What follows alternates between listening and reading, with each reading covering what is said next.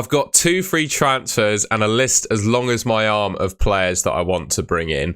Find out who I'm going to bring in this video. It's my Game Week 22 team selection.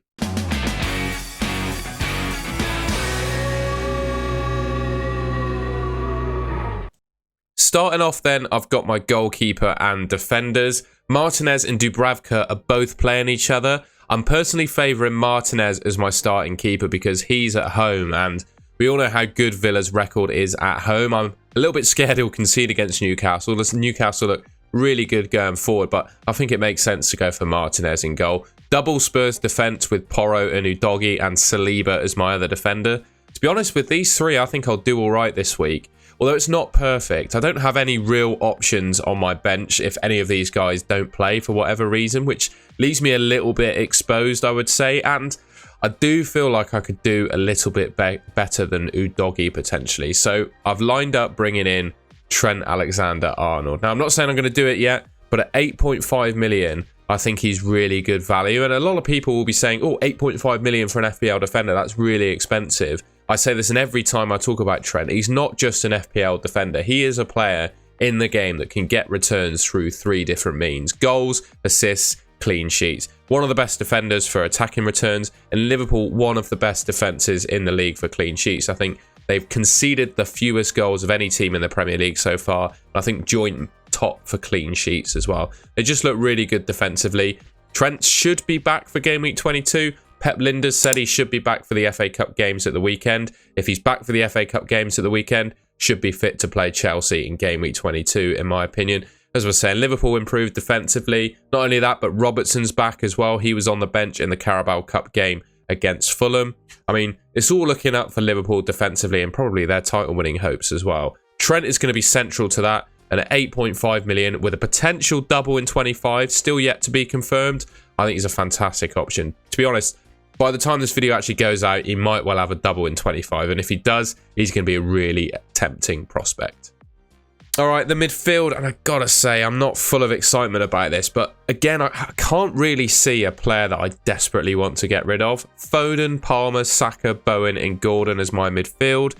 I'm a little bit disappointed recently with Saka and Bowen. I have got so much value tied up in them, though. I bought Saka for 8.5. He's now 9.1. Bowen, I got down to, I think I got him at 7 million, something like that. So if I were to sell either of the 2 players I'm a bit disappointed with, I'd end up losing a lot of cash. And I know money in FPL isn't really a concern, but that's always at the back of my mind when I'm thinking about selling them. At the moment, with the game lined up the way it is and my team lined up the way it is, Foden's my captain. He's the top player according to DraftHound for Game Week 22 for expected points. Obviously, Burnley at home is a great fixture for Man City. Palmer, there's no justification to sell him. He will now, I think, blank in Game Week 26, but I mean, at 5.6 million as he's worth in my team, it's still less than 6, I believe. I mean, he's a fantastic option, right? And there's just no way I'm going to sell him. I'll just bench him for the week he blanks. As I said, Saka and Bowen a bit disappointing, but for me, those are 2 players that will just reward patience, and just sticking with them, I think, will pay off. And Anthony Gordon, you know, any time that I ever think about selling him, he scores the game week after. So, yeah, he's going to stick around in my team. I think the midfield is going to stay as it is. The forward line, however, is where I may make some changes. You can see on the right-hand side, I got 2 free transfers and 13.3 million in the bank. So there's a couple of forwards I've got lined up. You can probably tell one of them just by the budget in the bank.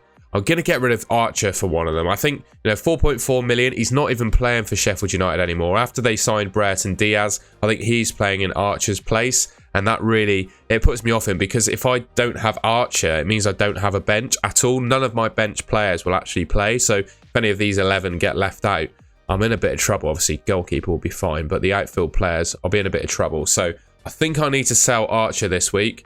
Obviously, my number 1 target is Erling Haaland.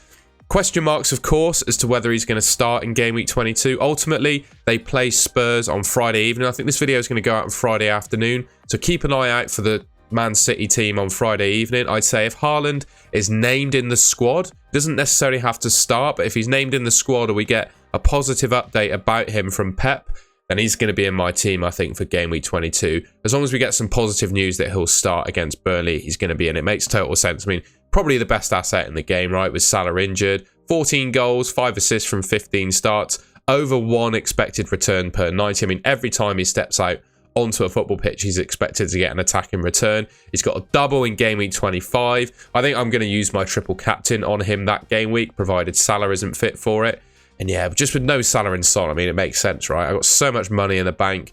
I don't really need to worry about that. And Burnley at home, if he is fit for it, what a perfect fixture to get back to things.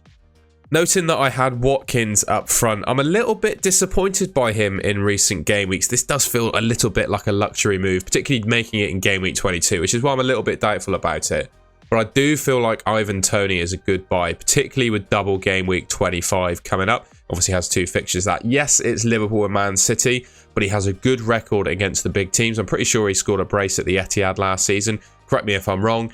And yeah, this season he's already off to a good start. Scored a goal in his first game. Last year, you know, he's a proven 20 Premier League goal scorer, you know. 20 goals, 33 starts last season. We all know what he's good at. Penalties, probably one of the best penalty takers in the world. Obviously takes penalties for Brentford. Now to start for 90 minutes. And without Mbumo in the team, he takes the free kick as well. And And I think the difference between Toney and Watkins for me is the set pieces and penalties. I think Watkins and Toney are probably equally like as dangerous as each other from open play.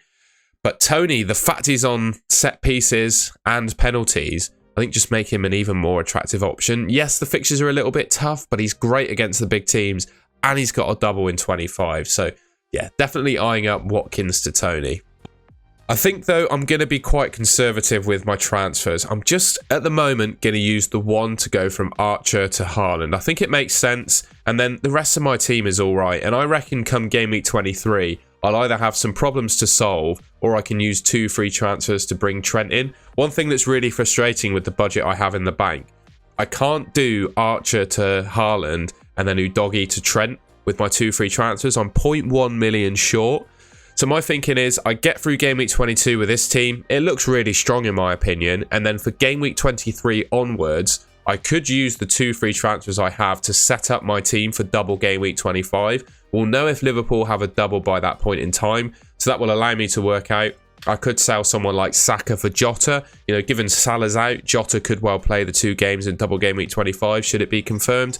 And then that allows me to get Trent in as well, right? I just think with a potential double in 25, you'd be hard-pressed not to go for Trent for the remainder. But yeah, all those things still to play out and still to be decided. It leaves me a little bit unsure of where to use that second free transfer, which makes me think I might as well just save it. Give myself 2 frees in 23 and see where we go from there. But yeah, as things stand with my 2 free transfers, I'm going to spend 1 and go Archer to Haaland.